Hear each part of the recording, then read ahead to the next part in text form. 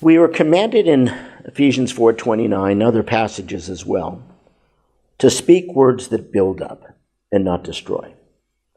Ephesians 4:29, let no unwholesome, foul-smelling, putrid word proceed from your mouth, but only such a word as is good for edification.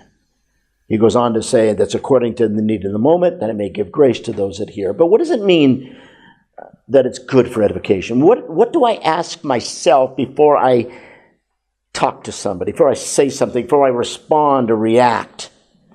So I've laid out some questions for myself. I call them edification questions. Number one, is what I'm about to say intended to build up or destroy? Even before I say something. Edification question number two, is it intended to lash out and hurt or restore the person? Because sometimes I just want to push back, punch back, hurt back.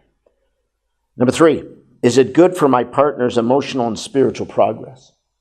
Is what I'm about to say going to build them and make them more like Jesus, or is it going to draw them away from him? Edification question number four.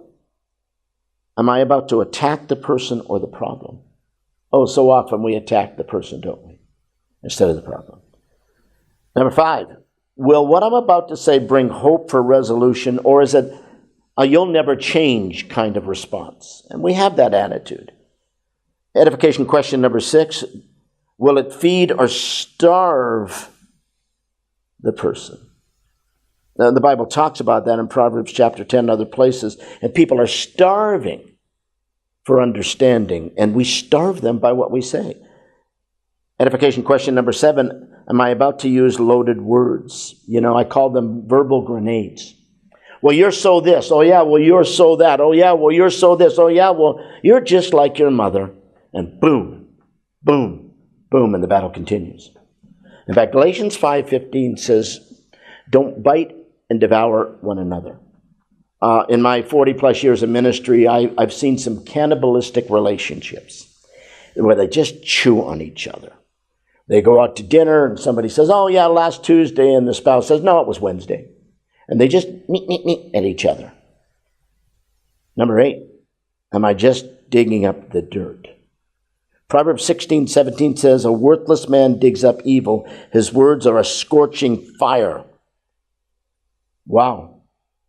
There are relationships that we have where we just burn each other. We just are like flamethrowers out our mouths, and we just burn the person to a crisp and hoping that we win. And Proverbs warns against that.